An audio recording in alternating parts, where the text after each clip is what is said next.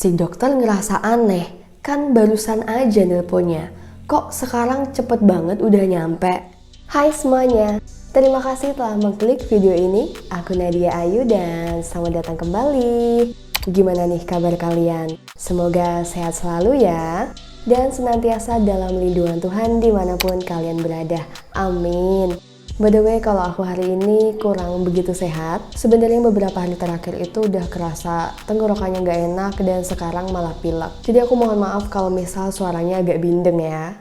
Men in Black adalah film franchise asal Amerika dengan genre fiksi ilmiah yang dibintangi oleh artis papan atas Hollywood seperti Tommy Lee Jones, Will Smith, hingga Chris Hemsworth. Men in Black berkisah tentang sebuah organisasi rahasia yang bertugas mengurusi urusan alien dengan manusia di bumi, serta bertanggung jawab dalam melindungi planet ini dari berbagai ancaman makhluk luar angkasa. Para agen MIB ini punya ciri khas, yaitu suka memakai kemeja berwarna putih, dasi, jas, dan celana serba hitam di setiap aksinya. Makanya dinamain Men in Black ya, yang kalau diterjemahin berarti para pria dengan pakaian serba hitam. Film ini bersumber dari buku komik. Namun, tahukah kalian jika cerita Men in Black ini konon terinspirasi dari sebuah teori konspirasi yang berkembang di Amerika Serikat dan booming mulai tahun 1940-an. Teori itu menyebutkan bahwa organisasi rahasia Men in Black memang benar ada di dunia nyata. Namun, berbeda dari versi film di mana tokohnya punya karakter yang asik dan kadang konyol, Men in Black di dunia nyata digambarkan sebagai sosok yang dingin, menakutkan, serta punya perawakan yang berbeda dari manusia normal.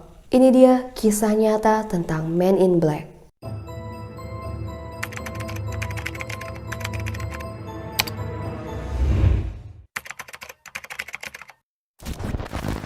Men in Black punya ciri khas yang mencolok, yaitu mereka selalu memakai pakaian serba hitam, punya ekspresi wajah datar, dingin, dan dalam beberapa laporan saksi yang pernah melihatnya, mereka tidak nampak seperti manusia pada umumnya. Mereka digambarkan punya perawakan tinggi, kulit putih pucat, bola mata yang besar tanpa bulu mata dan alis. Para saksi yang pernah bertemu mengatakan bahwa pria-pria misterius itu seakan bisa membaca pikiran mereka. Men in Black dipercaya merupakan bagian dari sebuah organisasi rahasia yang ada di Amerika, dan mereka hanya mau berbicara dengan dua tipe orang. Tipe yang pertama yaitu orang-orang yang mengklaim bahwa mereka pernah melihat UFO atau benda terbang yang tidak teridentifikasi, dan tipe kedua orang-orang yang meneliti UFO. Mereka memperkenalkan diri sebagai petugas keamanan dan bahkan seringkali enggan menunjukkan identitas. Men in Black mendatangi orang-orang yang mengaku pernah melihat UFO, kemudian mengancam mereka agar tak menceritakan pengalaman itu pada siapapun. Untuk memperjelas gambaran para pria misterius ini, mari melihat beberapa laporan dari orang-orang yang mengaku pernah bertemu dengan mereka. Cerita pertama datang dari seorang warga Amerika bernama Harold Dahl pada 27 Juni 1947. Udah lama banget ya.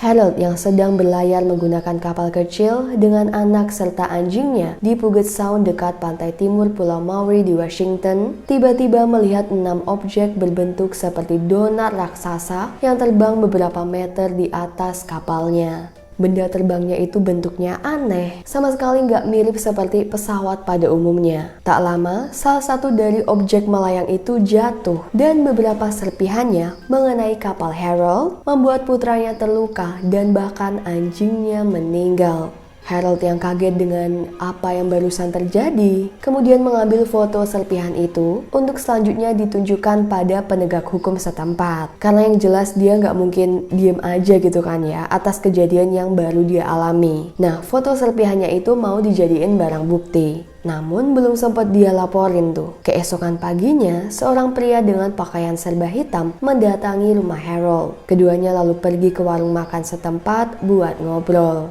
Si pria berpakaian hitam itu bilang kalau dia tahu apa yang Harold alami kemarin. Padahal Harold belum cerita apa-apa tuh. Dan si pria misterius itu juga menyuruh Harold untuk menghapus foto serpihan yang diambil Harold di kamera jika Harold nggak mau hal buruk menimpa keluarganya. Karena takut urusannya jadi panjang, akhirnya Harold menuruti perintah itu. Sang pria misterius itu kemudian berdiri dan nyelonong pergi gitu aja ninggalin Harold tanpa pamit. Pengalaman Harold ini telah ditulis dalam sebuah buku berjudul They Knew Too Much About Flying Saucers karya penulis Amerika Gray Barker yang terbit pada tahun 1956.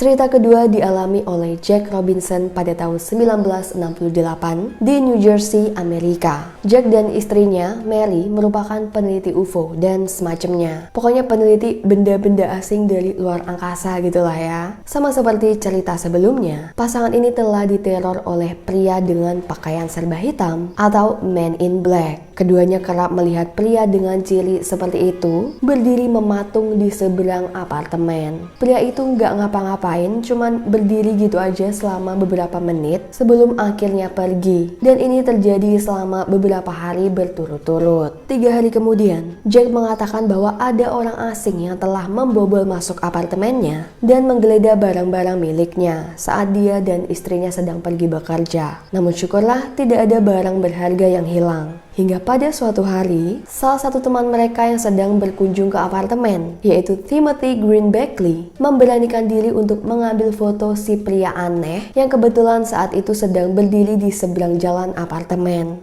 Seperti yang kalian lihat, inilah foto yang diambil Timothy. Fotonya ini warnanya hitam putih ya. Ya namanya tahun 1960-an. Belum ada iPhone atau kamera canggih seperti sekarang. Foto ini kemudian menjadi salah satu bukti langka para anggota Men in Black pernah tertangkap kamera. Dan kita beralih ke cerita pertemuan selanjutnya. Pada sore hari tanggal 11 September 1976, Dr. Herbert Hopkins, seorang dokter dan juga peneliti penampakan UFO yang tinggal di Maine, Amerika, tiba-tiba mendapat sebuah panggilan telepon dari seorang pria yang mengaku sebagai perwakilan organisasi peneliti UFO New Jersey. Pria di ujung telepon bertanya, apakah Dr. Hopkins sedang sendirian karena dia dan timnya tertarik untuk mengunjungi rumahnya dan meninjau penelitian UFO yang sedang dilakukan oleh sang dokter. Dr. Hopkins bilang kalau dia sedang sendirian dan mempersilahkan si penelpon untuk berkunjung. Orang mau namu masa ditolak ya kan? Udah tuh, selesai ngobrol si dokter lalu menutup telepon. Karena udah mulai petang, dia lalu nyalain lampu teras. Nah, pas lampunya baru dinyalain itu, dia setengah kaget karena dari jendela dia lihat ada 2 pria menaiki tangga di depan rumahnya. Dr. Hopkins kemudian keluar dan bertanya pada kedua pria itu, mereka siapa dan apa tujuannya ke sana. Ternyata pria itu adalah yang tadi telepon Dr. Hopkins. Si dokter ngerasa aneh, kan barusan aja nelponnya. Kok sekarang cepet banget udah nyampe? Dan lagi di depan rumahnya itu nggak ada mobil. Dia juga dari tadi tuh nggak dengar suara kendaraan. Jadi pria-pria itu naik apa? Apa jalan kaki atau gimana?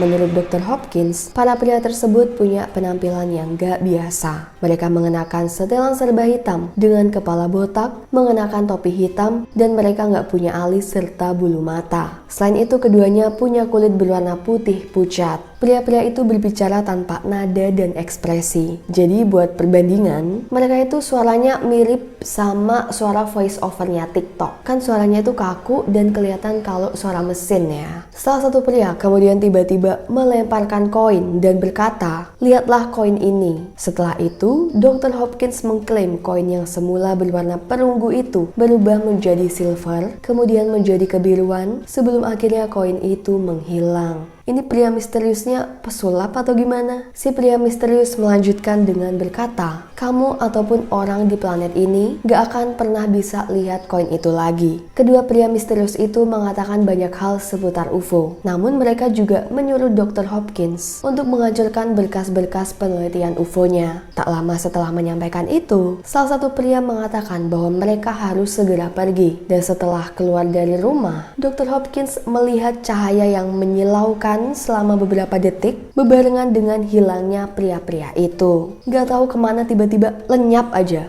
Beberapa hari kemudian setelah dia periksa, ternyata organisasi asal kedua pria yang pernah mengunjungi rumahnya itu tidak pernah ada. Jadi siapa sebenarnya yang datang ke rumahnya? Dan karena Dr. Hopkins merasa dirinya sudah mengalami kejadian janggal, dia juga nggak mau mengalami kejadian yang lebih aneh lagi. Dia akhirnya memutuskan untuk menghentikan segala penelitian tentang UFO. Daripada ngeri gitu kan ya, takut kenapa-napa. Cerita keempat datang dari Danny Gordon, seorang penyiar radio di Whiteville, Virginia. Pada tanggal 7 Oktober 1987, Danny menyiarkan bahwa ada 3 sheriff setempat yang mengklaim telah melihat piring terbang di daerah Whiteville.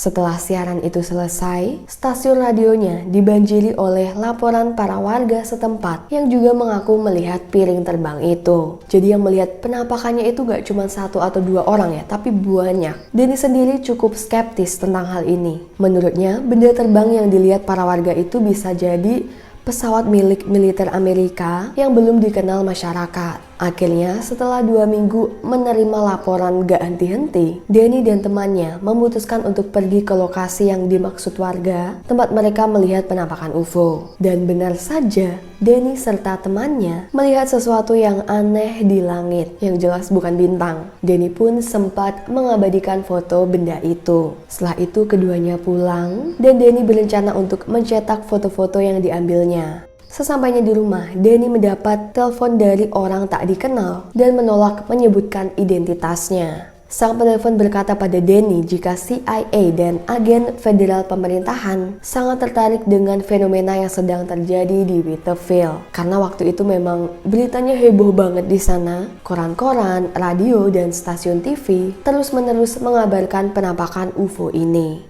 Pada 23 Oktober 1987, Danny menghadiri acara konferensi pers yang membahas tentang penampakan piring terbang di Whiteville. Setelah beres pertemuan itu dan balik ke rumah, Danny sadar bahwa rumahnya telah digeledah orang. Menurutnya nggak ada barang yang diambil sih, namun Danny punya firasat. Sang penggeledah bermaksud untuk mencari foto tentang penampakan yang diambilnya beberapa hari lalu. Danny pun segera mencetak fotonya, namun sayang kualitasnya buruk. Untungnya, beberapa hari kemudian saat dia sedang pergi ke mall dengan keluarganya, Danny melihat penampakan UFO di langit. Dia sekali lagi mencoba memfoto benda yang dilihatnya itu. Berikut foto yang diambil Danny. Dari foto yang bisa kita lihat cuman kelihatan ada cahaya terang sih ya. Gak kelihatan bentuk bendanya itu. Mungkin karena fotonya diambil pada malam hari. Setelah peristiwa itu, Danny berkali-kali mendapat telepon dari orang yang mengaku sebagai agen pemerintahan. Dan pada suatu hari, 2 pria dengan pakaian serba hitam mendatangi rumahnya dan mengatakan bahwa mereka ingin mewawancarai Danny terkait penampakan UFO yang dia foto. Kedua pria itu berada di rumahnya selama sekitar 45 menit. Satu pria berbicara dengannya, sedangkan pria yang lain sibuk memfoto barang-barang yang ada di rumah Danny. Kedua pria mengatakan bahwa mereka akan menerbitkan pengalaman Danny di koran setempat dan mengirimkan salinan korannya pada Danny. Danny tidak merasa aneh waktu itu. Namun beberapa minggu kemudian, saat dia belum juga mendapat salinan korannya dan kok nggak terbit-terbit juga ceritanya, dia akhirnya menghubungi perusahaan koran yang dimaksud. Namun pihak perusahaan mengatakan mereka tidak pernah menerima berita apapun tentang pengalaman Danny. Sementara itu saat Danny sedang membuka file tentang UFO-nya, mau melihat hasil foto penampakan yang dia cetak, Danny kebingungan karena foto itu telah hilang. Dia percaya jika kedua pria yang mendatangi rumahnya beberapa minggu lalulah yang telah mencuri fotonya. Setelah berbagai peristiwa yang dialaminya, ditambah berbagai teror dari orang-orang yang tak dikenal, Danny sempat drop dan bahkan sampai masuk rumah sakit karena kelelahan. Hingga akhirnya dia memutuskan untuk nggak mau lagi berurusan dengan hal-hal semacam UFO dan sejenisnya itu. Pada Oktober 1987, setidaknya telah terdapat 1.500 laporan dari masyarakat yang mengaku melihat piring terbang di langit area Whiteville. Cerita pertemuan terakhir, dan ini yang paling menarik karena nanti ada bukti videonya. Pada 14 Oktober 2008, di hotel dekat air terjun Niagara, manajer hotel Shane Sofar dan seorang satpam hotel melihat benda asing besar berbentuk segitiga tengah terbang di luar hotel. Beberapa hari kemudian, 3 orang saksi melihat 2 pria aneh mendatangi hotel itu. Kedua pria yang bersetelan serba hitam dan punya badan yang tinggi itu cukup membuat takut para staf hotel. Keduanya mengatakan bahwa mereka mencari Shane Sofar dan satpam hotel yang beberapa hari lalu telah melihat penampakan UFO. Namun kebetulan Shane dan si satpam pada hari itu sedang libur kerja. Besoknya setelah mendapat laporan dari bawahannya, Shane pun memeriksa rekaman CCTV hotel. Dia penasaran dengan pria yang kemarin mencarinya. Dan ini dia rekaman dari CCTV hotel saat si Man in Black memasuki lobi.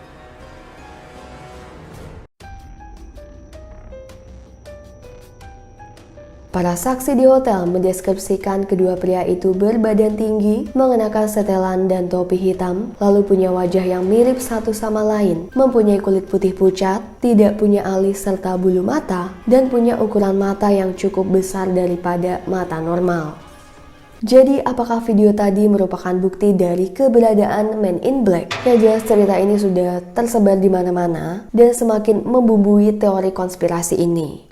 Jadi itu tadi kisah tentang Man in Black serta cerita dari beberapa orang yang mengaku pernah melihat mereka. Selain yang aku sebutin tadi, masih banyak kesaksian-kesaksian lain. Kalau penasaran, kalian bisa googling aja, karena kisahnya ada banyak, nggak susah buat nemuinnya. Dan seperti teori konspirasi pada umumnya ya, dimana pasti ada pihak yang percaya dan juga ada yang tidak. Keaslian kasus ini menurutku sendiri gak bisa dipercayai 100% ya. Organisasi Man in Black sampai sekarang pun juga belum bisa dipastikan apakah memang ada. Tapi namanya juga organisasi rahasia ya. Kalau sampai terkuak bukti-bukti konkretnya tentang keberadaan organisasi ini, gak rahasia lagi dong namanya. Yang jelas cerita semacam ini baiknya buat hiburan aja dan bisa kita jadikan pengingat bahwa mungkin saja di luar sana, di semesta yang luas ini, kita nggak sendirian. Ada makhluk tak teridentifikasi dengan teknologi yang lebih maju, yang bisa jadi saat ini sedang berusaha berkomunikasi dengan kita. Jadi tetap waspada aja, siapa tahu kalian orang selanjutnya yang melihat penampakan UFO, terus didatengin Man in Black.